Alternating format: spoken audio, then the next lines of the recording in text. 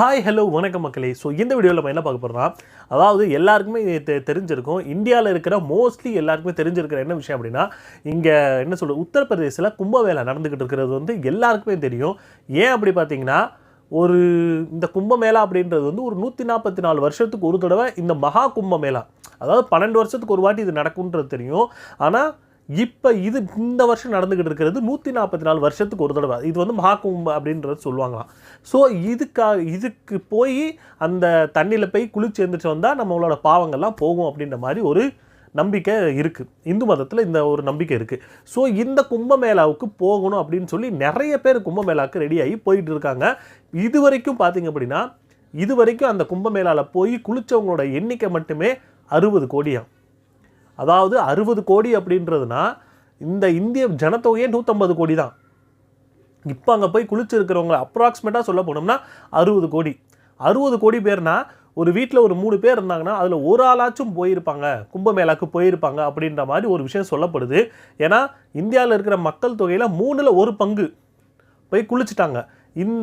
இது வந்து பார்த்திங்க அப்படின்னா இன்னும் இந்த பிப்ரவரி 25, 26க்குள்ளே வரைக்கும் நடக்கும் அப்படின்ற மாதிரி சொல்லிகிட்டு இருக்காங்க. பட் இந்த கும்பமேளாவுக்கு போகணும் அப்படின்னு சொல்லி இந்தியாவில் இருக்கிற நிறைய பேர்லாம் யோசிச்சுக்கிட்டு இருக்காங்க. ஆனால் அந்த கும்பமேளாவில் அது கும்பமேளாவா இல்லை அப்படின்றது வந்து ஒரு டவுட் வர ஆரம்பிச்சிருச்சு. ஏன்னா நீங்கள் போய் சாமி தரிசனம் பண்ணுங்க, போய் குளிங்க, உங்களோட பாவத்தை கழுவுங்க, அது வேறு விஷயம். ஆனால் அங்கே நடந்துக்கிட்டு இருக்கக்கூடிய விஷயத்தை பற்றி கேட்டிங்கன்னா உங்களுக்கு என்னடா இப்படி இல்லாமல் போகணுமா அப்படின்ற மாதிரி ஒரு மைண்ட் செட்டு வர ஆரம்பிச்சிருச்சு. இது என்ன அப்படின்னா, அது ஒரு விஷயமா நம்ம பார்ப்போம். ஃபஸ்ட்டு வந்து கும்பமேளா 144 வருஷத்துக்கு ஒரு தடவை ஆகுது, ஓகே. ஆனால் இதில் போயிட்டு அந்த இடத்துல போய் அங்கே இவங்க பண்ணக்கூடிய அந்த சேட்டையெல்லாம் இருக்கும் பார்த்தீங்களா, அதெல்லாம் பார்க்கும்போது ஏன்டா இப்படி இல்லாமல் நான் போய் குளிக்கணும், இப்படி இல்லாமல் நம்ம பாவத்தை வந்து கழிக்கணும். ஏன்னா இவங்க அங்கே போய் தான் பண்ணுறாங்கன்னு பார்த்தா போகிறதுக்கு முன்னாடியே நிறைய வேலையை பார்த்து விட்றாங்க. ஸோ அதைத்தான் இன்றைக்கி இந்த வீடியோவில் பார்க்க போகிறோம்.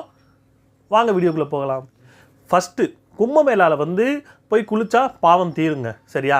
ஸோ இப்போ இவங்க என்ன ஒரு கான்செப்ட் வைக்கிறாங்க அப்படின்னா, கும்பமேளாவில் நம்ம போய் குளிக்கிறோம். ஸோ எந்த ட்ரெஸ்ஸை போட்டு நம்ம குளிக்கிறோமோ அந்த ட்ரெஸ்ஸை அங்கேயே அதை கலட்டி தூக்கி போட்டு வந்துடணும். ஒன்று, ஏன்னா இவங்க தூக்கி போகிற அந்த குப்பையெல்லாம் பார்த்திங்க அப்படின்னா டன்னு கணக்கில், என்ன சொல்கிறது, 1 டன்னு 2 டன் இல்லை, எத்தனையோ 1000 டன்னு வந்து துணி மட்டும் சேர்ந்துருக்கான். அவ்வளோ குப்பை அந்த இடத்துல, வெறும் துணி மட்டும் சேர்ந்து கிடக்கான். அவ்வளோ குப்பையாக்கி வச்சுருக்காங்க. அந்த ஒரு புனித ஸ்தலம் தான், இல்லைன்னு சொல்லலை. ஆனால் அந்த இடத்த எதுக்குடா இந்த அளவுக்கு ஒரு குப்பையாக்கணும்? ஸோ இந்த இதை வந்து சொல்கிறாங்க, இந்த மாதிரி நீங்கள் கலட்டி போடணும். அது யாருங்க சொன்னது? சரி, நீங்கள் கலட்டி போட்டிங்க, சரியா? கலட்டி போட்டதுக்கப்புறம் அந்த இடம் கெட்டு போயிருமே. நீங்கள் எந்த இடத்த புனிதம் நினச்சி நீங்கள் வந்தீங்களோ அந்த இடம் கெடுத்து விட்டீங்களேன்ற மாதிரி தான் ஃபஸ்ட்டு ஒன்று இருக்குது. ஏன்னா இப்போது இந்த ஒரு கும்பமேளா அந்த இதை பார்த்தீங்க அப்படின்னா, ஆமாம், கட்டுக்கடங்காத கூட்டம். ஏன்னா 60 கோடின்றது வந்து சாதாரண விஷயம் இல்லை. ஒரு நாளைக்கு 1 கோடிக்கு மேலே ஆளுங்க வந்து அந்த தண்ணியில் வந்து குளிச்சுட்டு வர்றாங்களாம். ஸோ ஒரு நாளைக்கு 1 கோடி பேர் அந்த இடத்துல வந்து தண்ணியில் வந்து குளிக்கிறாங்க அப்படின்னா அதில் எந்த அளவுக்கு அந்த தண்ணி வந்து மாசு அடையுன்றது வந்து தெரிஞ்சுக்கணும். ஏன் அப்படின்னா, இப்போ ரீசெண்டாக வந்து சென்ட்ரல் பொல்யூஷன் கண்ட்ரோல் வந்து ஒரு டேட்டா வந்து இப்போ வந்து வெளியிட்டிருக்காங்க. என்ன அப்படின்னா, இந்த தண்ணியில் அதாவது மனுஷன் வந்து மலம் கழிக்கும்போது அதில் வரக்கூடிய பாக்டீரியாவோட அளவு மலத்தை விட 20% அதிகமாக இருக்குன்ற மாதிரி இப்போ அவங்க வந்து ஒரு டேட்டா வந்து இப்போ வெளியிட்டிருக்காங்க. அதாவது நீங்கள் வந்து நாம் வந்து நார்மலாக போகிறத விட 20% அந்த தண்ணியில் இருந்துச்சு அப்படின்னா நம்ம அந்த தண்ணியில் போய் குளிக்கும்போது எந்த அளவுக்கு ஒரு பாக்டீரியா கண்டென்ட் நம்ம மேலே வருன்றது வந்து தெரிஞ்சுக்கணும். அந்த அளவுக்கு அந்த தண்ணி வந்து மாசாயிடுச்சு. ஒரு நாளைக்கு 1,00,000 பேர் குளித்தாலே ரொம்ப ஒரு நாளைக்கு 1 கோடி பேர் போய் குளிச்சுக்கிட்டு இருந்தால் அந்த தண்ணி என்னத்துக்கு ஆறுது? என்ன அப்படின்னா, இப்போ இவங்க குளிக்கிற அந்த பிராக்யராஜ் அப்படின்ற மாதிரி அந்த இடத்துல தான் இது போய் பண்ணுறாங்க. இவங்க என்ன பண்ணியிருக்காங்கன்னா, செப்பரேட்டாக ஒரு இடத்த வந்து இவங்க வந்து தேர்ந்தெடுத்து அந்த இடத்துல தான் நீங்கள் குளிக்கணும் அப்படின்ற மாதிரி ஒரு செட்டப் பண்ணியிருக்காங்க. என்ன சொல்கிறது, இவங்க வந்து நேச்சுரலாக இருக்கிறது இல்லை, இவங்களாம் தனியாக ஒரு செட்டப் பண்ணியிருக்காங்க. ஸோ அந்த இடத்துல போய் குளிக்கணுன்ற மாதிரி ஒரு விஷயம் சொல்கிறாங்க. ஸோ மக்கள் வந்து இதை சேட்டலைட் அந்தலேருந்து ஃபோட்டோலேருந்து பார்த்தோம்னா அவ்வளோ கூட்டம், அதிலே அவ்வளோ பெருசாக தெரியுதுங்க. அவ்வளோ கூட்டம் இருக்குது. இதில் ஒருத்தர் 2 பேர் கிடையாது. எங்கெங்கே வந்த ரிஷி வர்றாங்களாம், முனி வர்றாங்களாம், என்ன சொல்கிறது, சித்தர் வந்துக்கிட்டு இருக்காங்களாம். அவ்வளோ பேர் வந்து அந்த இதில் குளிச்சுக்கிட்டு இருக்காங்க. அப்போ அதில் பாக்டீரியா கண்டென்ட் வருமா வராதா? ஏன்னா இப்போ நார்மலாக ஒரு ஒரு ஒரு இடத்துலேருந்து அந்த இடத்துக்கு போகிறோம்ப்பா அப்படின்னா மோஸ்ட்லி குளிப்பாங்களான்றதே சந்தேகம்தான். ஏன்னா ட்ராவலிங் டைமில் குளிக்கிறதுல பாசிபிள் இல்லை. பட் இவங்க அங்கே போய் குளிக்கிறாங்க. குளித்தா ஆப்வியஸ்லி அந்த இதெல்லாம் போகும் தான். இப்போ இவங்க எப்படி போகிறாங்கன்றதை நம்ம பார்த்தோம்னா அது இன்னும் ரொம்ப பெரிய மண்டவலியாக இருக்குது. ஒன்றா சொல்கிறேன். ஃபஸ்ட்டு வந்து இதில் மோஸ்ட்லி ப்ரிஃபர் பண்ணுறது வந்து பஸ்ஸு, ட்ரெயின் மட்டும்தான். ஃப்ளைட்டில் போகிறதெல்லாம் ரொம்ப ரேராக தான் இருக்கும். இப்போ ட்ரெயினில் போகிற இவங்க என்னென்ன அட்டூழியம் பண்ணிக்கிட்டு இருக்காங்க தெரியுமா? இவங்க ஃபஸ்ட்டு வந்து ஒன்று டிக்கெட் எடுத்தாங்களான்றதே சந்தேகமாக தான் இருக்குது. ஏன் அப்படின்னா எந்த பெட்டியில் வேணால் போய் ஏறிடுவோம். ஏன்னா டிக்கெட் ரிசர்வேஷன் பண்ணவனாக இருக்கட்டும், இல்லை ஏசி கோச்சில் ரிசர்வேஷன் பண்ணவனாக இருக்கட்டும், இதெல்லாம் கொஞ்சம் கூட மதிக்கிறவே மாட்டேங்கிறாங்க.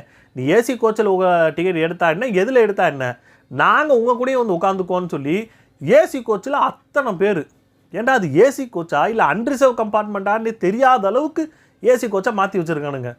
அப்போ ரிசர்வேஷன் அன்ரிசர்வ்லாம் என்ன நிலைமைக்கு ஆகிருக்குன்றத யோசிச்சு பாருங்கள். இதில் என்ன ஒரு காமெடினா, இப்போ சீட்டு கிடைக்கலப்பா, சப்போஸ் சீட்டு வந்து ஃபுல்லாக, அதாவது ஏசி கோச்சு கூட ஃபுல்லாகிட்டானுங்க, வெளியில் ஆள் வந்து தொங்கிட்டு போகிற நிலமையில் இருக்குது. ஓகே, இப்போ இதில் எப்படிலாம் ட்ராவல் பண்ணிக்கிட்டு இருக்காங்க அப்படின்னா, ஒரு தாத்தாப்பா ஒரு வீடியோ பார்த்தேன். ஒரு தாத்தா இன்ஜினும் பெட்டியும் அந்த ஜாயிண்ட் ஆகிருக்கும் பார்த்தீங்களா, அதுக்கு நடுவில் நின்றுட்டு ஒரு மனுஷன் ட்ராவல் பண்ணிக்கிட்டு இருக்காருங்க.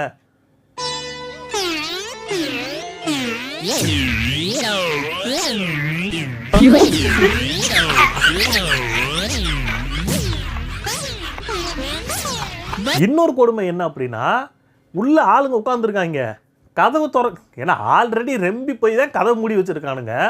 இதில் ஏன்னா கதவு திறக்க மாட்டேங்கிறீங்களான்ட்டு ஜன்னல் வழியாக குச்சி வச்சு குத்திக்கிட்டு இருக்காங்க.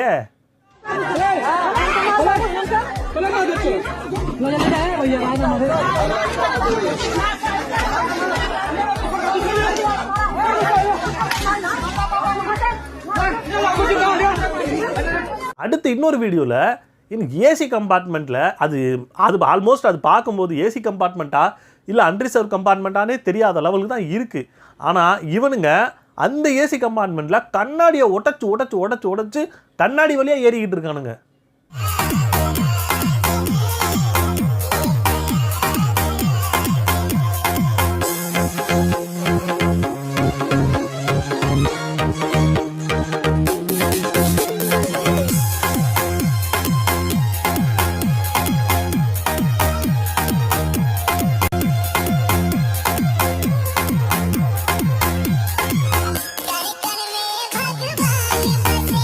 ஏண்டா நீங்கள் வந்து பாவத்தை கழுவுறதுக்கு தானே போகிறீங்க, இல்லை இன்னமும் பாவத்தை பண்ணிவிட்டு ஏண்டா இவ்வளோ பாவம் பண்ணியாச்சு, அதில் இதையும் ஒன்று சேர்த்துக்கங்க, மொத்தமாக நாங்கள் கழுவிட்டு போகிறோன்ட்டு இந்த கண்ணாடி அடித்து உடச்சி இதில் நிறைய பேருக்கு மண்டை உடஞ்சி ரத்தம் வந்து எவ்வளவோ ஆயிருக்கு.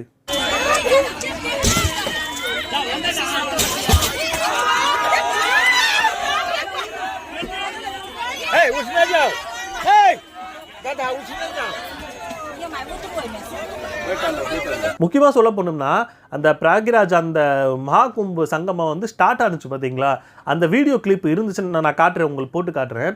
அதில் குளிக்கிறதுக்கு போகிறதுக்கு முன்னாடி எவ்வளோ கூட்டம், ஒரே டயத்தில் எல்லாருமே கிளம்பி ஓடுறானுங்க.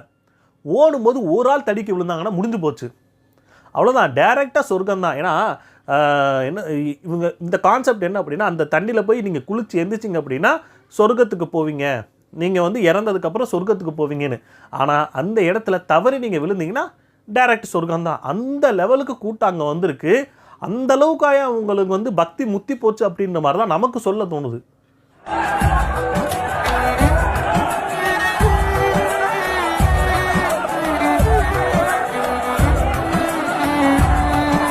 இதில் இப்போது அங்கே போய், அதாவது அந்த கோயில் போய் நீங்கள் ரீச் ஆகிட்டீங்க.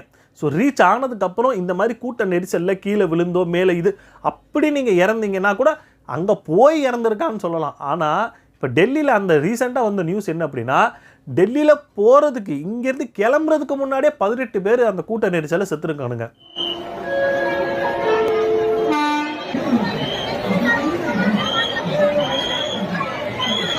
அந்த ஃபுட்டேஜை நீங்கள் பார்த்தீங்க அப்படின்னா அங்கே இருக்கிறவங்க அந்த ரயில்வே ஸ்டேஷனே மொத்தமாக ஜாம் ஆகி கிடக்கு. ஏண்டா இப்படியுமா? ஏன்னா படிக்கட்டிலேருந்து இறங்கி வந்து அந்த இடத்துல நிற்கிறது வேறு, இவங்க படிக்கட்டிலே நின்றுக்கிட்டு தான் இருக்காங்க.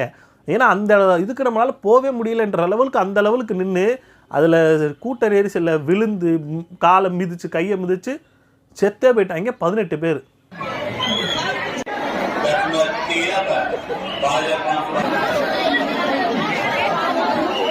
இன்னொன்று என்ன பார்த்தீங்கன்னா, சரி ட்ரெயினில் இப்படி இருக்கு அப்படின்னா, இன்னொன்று பஸ்ஸுலேயுமே இடம் கிடைக்காம பஸ்ஸுக்கு பின்னாடி நம்ம லக்கேஜ் வைப்போம் பார்த்தீங்களா டிக்கி, அந்த டிக்கியில் உட்காந்து இப்போ ட்ராவல் பண்ணிக்கிட்டு இருக்காங்க.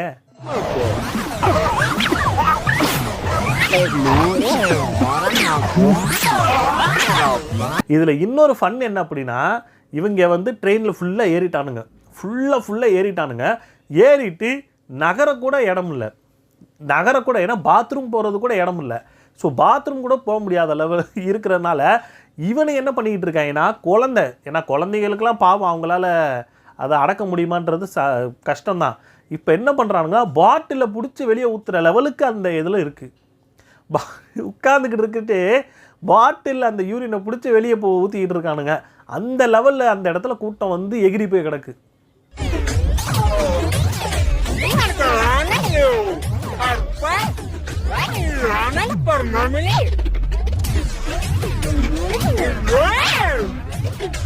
அது இல்லாமல் இன்னொன்று பார்த்தீங்க அப்படின்னா, இவங்க கதவு திறக்க முடியல, ஏன்னா கூட்டம் அதிகமாகிடுச்சு, இவங்க உள்ளே உட்காரவே முடியலை. ஸோ இப்போ என்ன பண்ணுறானுங்கன்னா, இங்கேருந்து தண்ணியை ஊற்றிக்கிட்டு இருக்கானுங்க. கதவை திற, தண்ணியை ஊற்றுவேன், கதவை திற அப்படின்ட்டு.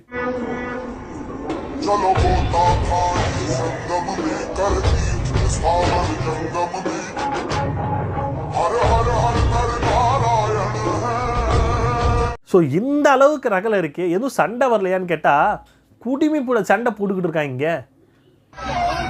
देखिए भाई महाभारत हो गया, देखिए महाभारत, इस महाभारत में लड़ाई देखिए, इस महाभारत को छुड़वाने के लिए இந்த இதில் ஏசி கோச்சில் ஆல்ரெடி நான் சொன்னதான், ஏசி கோச்சில் நிற்கிறது கூட இடம் இல்லை. எப்படி நிற்கிறது கூட இடம் இல்லை, அவ்வளோ ஒருத்தன் ஒட்டிக்கிட்டு தான் நின்றுக்கிட்டு இருக்கான், நடக்கவும் முடியாதா. இதில் என்ன பண்ணுறாங்க அப்படின்னா, மேலேருந்தே ட்ராவல் பண்ணிக்கிட்டு இருக்கானுங்க. எப்படி சீட்டு மேலே தாவி ட்ராவல் பண்ணிக்கிட்டு இருக்கானுங்க. हे प्रभु हे हरि राम कृष्ण जगन्नाथ प्रेमानंद, ये क्या हुआ? गलाव से पानी आ गया. அந்த நிலைமையில தான் இருக்கு. இப்போ இதில் என்ன ஒரு கூத்து அப்படின்னா, இப்போது கதவு திறக்கலை சரியா, இப்போ கதவு வழியாக தானே அங்கே போகக்கூடாது, கதவு வழியாக போனால் தான் நின்றுக்கிட்டு இருக்கீங்க, ஃபுல்லாக ஜாம் ஆகி கிடக்கு. நாங்கள் என்ன பண்ணுவோம், ஜன்னல் வழியாகவே போவோன்ட்டு ஜன்னலை உடச்சிக்கிட்டு இருக்கானுங்க. செங்கலை வச்சு உடைச்சது இல்லாமல் அந்த கண்ணாடி உடச்சி தூக்கி போட்டு, இந்த கண்ணாடி தான் எங்களுக்கு டிஸ்டர்பன்ஸு, அதை தூக்கி போட்டு நாங்கள் அது வழியாகவே ஏறுவோன்ட்டான்ட்டு அது வழியாக ஏறிக்கிட்டு இருக்கானுங்க.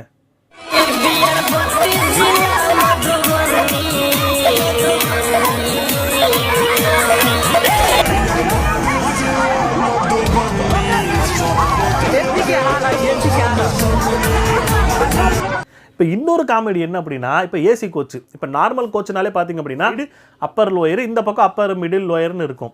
இப்போ சைடு பக்கம் பார்த்தீங்க அப்படின்னா மோஸ்ட்லி உட்கார்ற மாதிரி இருக்கும், காலை நீட்டி கூட உட்காரலாம் அப்படின்ற மாதிரி தான் இருக்கும். அந்த சீட்டோட அந்த டிசைன் அப்படி தான் இருக்கும். இப்போ என்னடானா, அந்த சீட்டில் ஒரு 4-5 பேர் மொத்தமாக உட்காந்துருக்கானுங்க. சரி உட்காடுறீங்க, திடீர்னு என்னடானா நின்றுக்கிட்டு இருந்திருக்கானுங்க. என்னடா இந்த கண்ணாடி வந்து உட்கார மாதிரி தானே செட் ஆகிருக்கு, இவங்க எப்படி நின்றுட்டு இருக்காங்கன்னு பார்த்தா கக்கூசில் நின்றுக்கிட்டு இருக்காங்க. அது எப்படி வெளியில் இருக்க அந்த கக்கூசில் இருக்கிற அந்த ஜன்னலையும் தூக்கி எரிஞ்சிட்டானுங்க.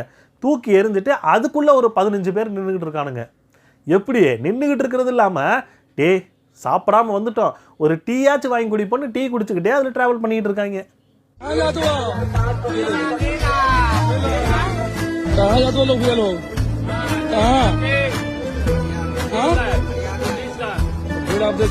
இந்த அளவுக்கு ஒரு ட்ரெயினில் அலப்பறை பண்ணிக்கிட்டு இருக்கானுங்க. எனக்கு தெரிஞ்சு ஒரு இந்த மாதிரி ஒரு ஈவெண்ட்டில் அதிக அளவு லாஸ் ஆச்சு அப்படின்னு பார்த்தீங்க அப்படின்னா ரயில்வே டிபார்ட்மெண்ட்டில் தான் அதிக அளவு. அது டேமேஜ்னால் கொஞ்சம் நெஞ்ச டேமேஜ் இல்லை, கண்ணாடியை உடைக்கிறது, அப்புறம் அந்த ஜன்னல் அந்த எமர்ஜென்சி எக்ஸிட்டுக்கு ஒரு கம்பி மாதிரி வச்சுருப்பாங்களே அதை உடைக்கிறானுங்க, அதை உடச்சி தூக்கி போடுறானுங்க, என்னென்ன அக்கிரமம் பண்ணணுமோ எல்லா வேலையும் பண்ணிக்கிட்டு இருக்கானுங்க.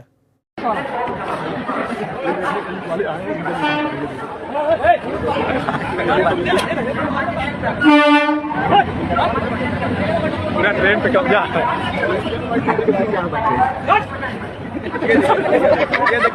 அதில் இதில் இன்னொரு மேட்ரு என்ன அப்படின்னா, இந்த அளவு அக்குப்பொரு பண்ணிட்டு அங்கே என்னடா போய் பண்ணுறீங்கன்னு பார்த்தா அங்கேயுமே இவங்களோட வேலையை காட்டி வச்சுருக்கானுங்க. என்னடானா நார்மல் ஸ்பேஸ் இருக்கும் பார்த்தீங்களா, இவங்களுக்கு தனியாக கவர்மெண்ட்டே பார்த்திங்க அப்படின்னா, ஆமாம் அவங்க கவர்மெண்ட்டை எனக்கு தெரிஞ்சு குறை சொல்லவே முடியாது. ஏன் அப்படின்னா கவர்மெண்ட் அவங்களால என்ன முடியுமோ அந்த ஃபெசிலிட்டிஸ்லாம் பண்ணி வச்சுருக்காங்க. சப்போஸ் டாய்லெட் போகணுமா அதுக்காக தனியாக செப்பரேட்டாக பண்ணி வச்சுருக்காங்க, தனியாக குளிக்கணுமா இல்லை ட்ரெஸ்ஸு மாற்றணுமா அதுலேயும் தனியாக பண்ணி வச்சுருக்காங்க. இந்த லெவலுக்கு கவர்மெண்ட் ஃபெசிலிட்டிஸ் பண்ணிக்கிட்டு இருக்குது. ஆனால் இவனுங்க என்ன பண்ணியிருக்கானுங்கன்னா, தனியாக இவங்க ஆல்ரெடி வெளிக்கு போகும்போதெல்லாம் காட்டு மேடுன்னு தான் போயிட்டு இருப்பாங்க போல இருக்குது. சகஜ மேனிக்கு பொட்டெல்லாம் पेंड वச்சிருக்கானுங்க. ये देखिए महाकुंभ का दृश्य जो आपको किसी और ने नहीं दिखाया होगा। ये एक ऐसा रोड है जहां सब पॉटी करने के लिए बनाया गया है। देखिए लोग आते हैं यहाँ गंगा स्नान के लिए, लेकिन ऐसे भी लोग हैं जो यहाँ आके सिर्फ पॉटी करके देखे यह कंडीशन क्या कर दिया है यहाँ का, ये सीक्रेट आपको कोई नहीं दिखाएगा। देखिए दोस्तों எதுலயுமே உங்களுக்கு கொஞ்சம் கூட சுத்தமே கிடையாதா? இல்லை ட்ரெயினில் வந்தாலும் அடித்தடி சண்டை இந்த மாதிரி உடச்சி இது ஏறிட்டு வரீங்க. அந்த புனித ஸ்தலம்னு சொன்ன இடத்துல எந்த அளவுக்கு இருக்கணும், அதுலேயும் கூட உங்களோட அக்கிரமத்தை காட்டுவீங்க. இப்போது இந்த இடம் கூட பரவாயில்லன்னு சொல்லிடலாம். ஆனால் இன்னொன்று என்ன அப்படின்னா, இவங்க தனியாக கட்டி வச்சுருக்காங்களே டாய்லெட் இதெல்லாம், அதுலேருந்து வரக்கூடிய எல்லா கழிவுமே இவனுங்க எங்கே போய் குளிக்கிறாங்களோ அங்கே தான் போய் மிக்ஸ் ஆகுது.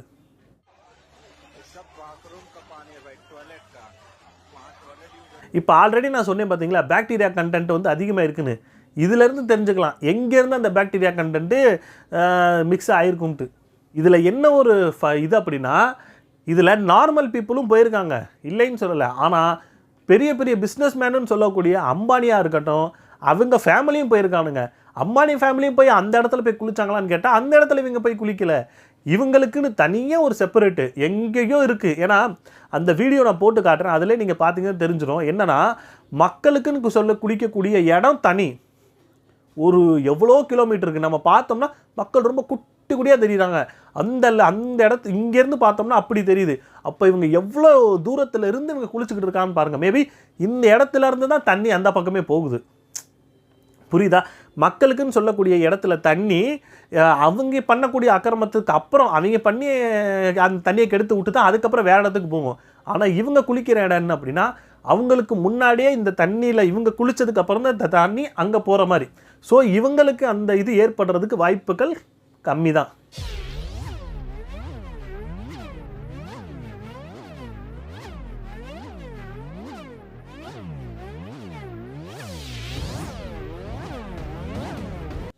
அம்பானி ஃபேமிலியாக இருக்கு. இதில் அம்பானி ஃபேமிலியும் போய் குளிக்கிருக்காங்க. அது மட்டும் இல்லாமல் பிஎம் மோடி அவரும் போய் குளிச்சிருக்காரு. ஜனாதிபதி அவங்க அந்த அம்மா அவங்களும் போய் குளிச்சிருக்காங்க. ரீசெண்டாக நான் பார்த்தது என்ன அப்படின்னா, நம்ம தளபதி விஜய் அவங்களோட அப்பா அம்மா அவங்களோட பேரண்ட்ஸு எஸ்ஏ சந்திரசேகராக இருக்கட்டும், அவங்களோட அம்மாவாக இருக்கட்டும், அவங்களும் போய் இதில் போய் குளிச்சிருக்காங்கன்ற மாதிரி ஃபுட்டேஜெல்லாம் வந்திருக்கு.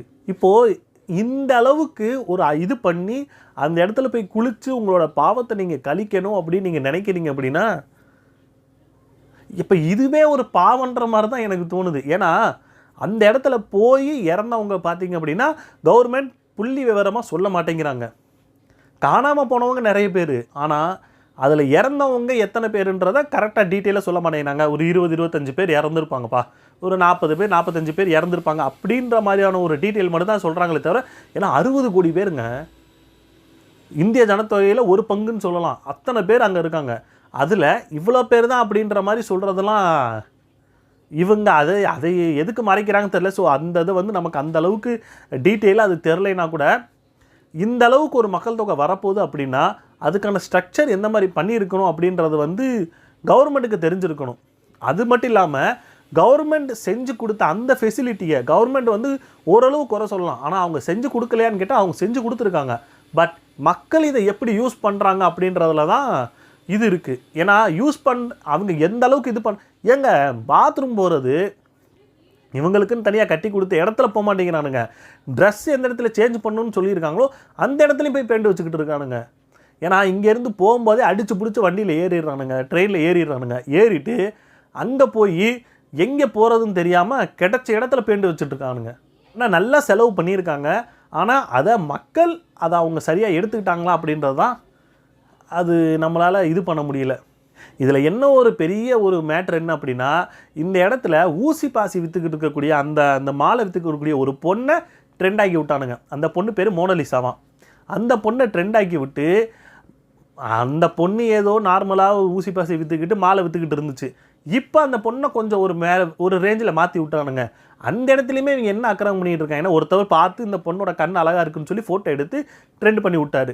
இப்போ அந்த பொண்ணுக்கிட்ட இவங்க கும்பமேளாவில் குளிக்க போகிறோமோ இல்லைலாம் அது ஒரு விஷயம். ஆனால் அந்த பொண்ணை போய் ஃபோட்டோ எடுக்கணும், அந்த பொண்ணுக்கிட்ட போய் ஃபோட்டோ எடுக்கணுன்ற மாதிரி ஒரு லெவலுக்கு போய் அந்த பொண்ணை போட்டு டார்ச்சர் பண்ணிக்கிட்டு கிடக்குறானுங்க. அது மட்டும் இல்லாமல் அந்த பொண்ணு போய் தூங்கிக்கிட்டு இருக்கு. அந்த டென்ட்டுக்குள்ளே போய் அந்த பொண்ணுக்கிட்ட ஃபோட்டோ எடுக்கணும்னு சொல்லி அங்கே போய் அக்கப்புறு பண்ணிக்கிட்டு இருக்கானுங்க.